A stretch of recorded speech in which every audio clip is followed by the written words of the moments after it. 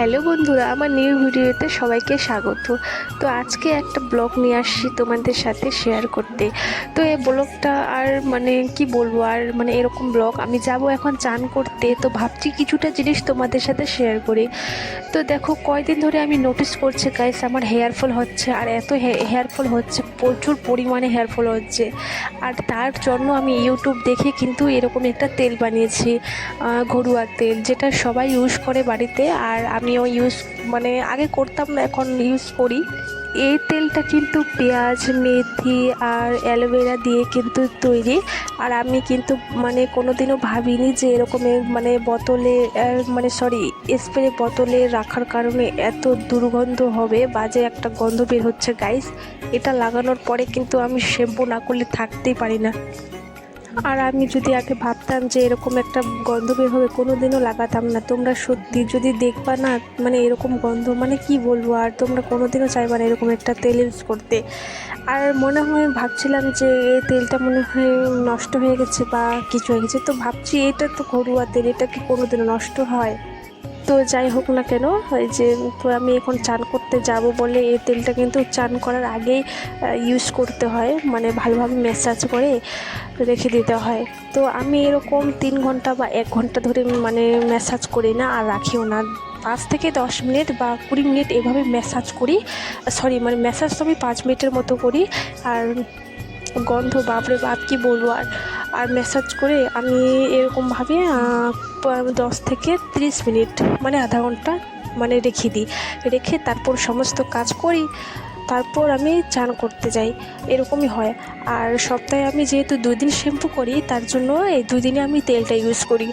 আর এই তেলটা ইউজ করার পর এত আমার বেবি হয়েছে, বেবি হ্যাঁ কী বলবো আর। তো চলো, এটাকে ভালোভাবে বেঁধে আমি এই 5 থেকে 10 মিনিট বা 30 মিনিট 20 মিনিট এইভাবে কিন্তু আমি রাখি। এবার চলো, স্নান করে আসার পর দেখিয়ে যে দেখো, স্নান করে আসার পর কি বলবো, আমার চুল এত সুন্দর হয়ে গেছে, এত পরিমাণে সুন্দর হয়ে গেছে, কি বলবো। আর এত স্মুথিং হচ্ছে, ধরতে পারতেছি না, কি বলবো। আর এত স্মুথ হয়ে গেছে চুলটা আমার, এরকম স্মুথিং হয়েছে যেন কেউ বলবে, বা আমি তো নিজে ভাবি যেন আমি পার্লার থেকে স্মুথিং করে আসি, পার্লার থেকে গাইস। কি বলবো। আর দেখো তোমরা, এত সমস্ত ছোট ছোট হেয়ার বেবি ফল হয়েছে, আর কি বলবো। আর আর চলো তোমাদের সাথে একটু শেয়ার করি বিকেলবেলার টাইম পাস আমি কি করি কি না করি। তো এই চুলটা অর্ধেকটা ভেজানোর কারণে এমন দেখা যাচ্ছে গাইস, কিন্তু সত্যি অনেক স্মুথিং হয়েছে।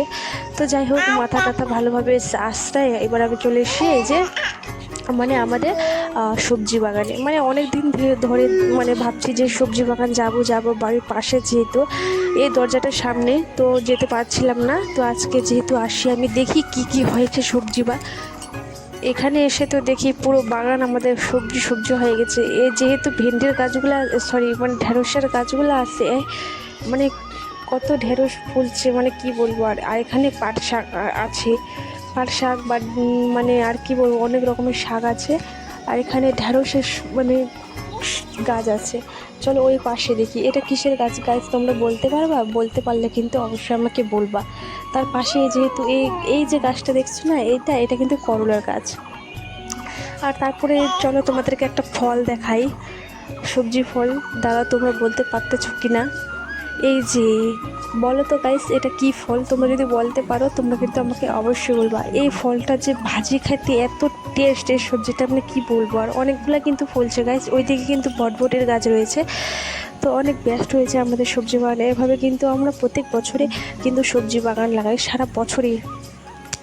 কোন এগুলা তারপরে উঠাই ফুলকপি, পাতাকপি, এইসব ধরনের সবজি হয়, যখন যেটা সবজি সফল হয়, ফসল হয়, তখন সেইটা সবজি কিন্তু আমরা লাগাই বাড়ির জন্য, খাওয়ানোর জন্য। তো ভেন্ডির গাছগুলো কত সুন্দর হয়েছে না, ভিডিও বানালে গাইস কত সুন্দর লাগবে বলো তো।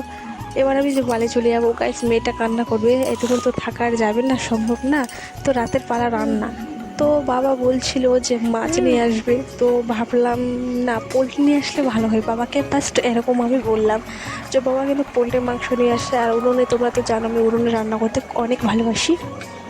আর তারপরে গেছে যে রান্না কিন্তু আমি বসিয়ে দিয়েছি, ভালোভাবে সিদ্ধ হবে এটাকে। আর ভালোভাবে সিদ্ধ না হলে আমি তো খেতে পারি না। তো কেমন লাগলো অবশ্যই বলবো। টাটা।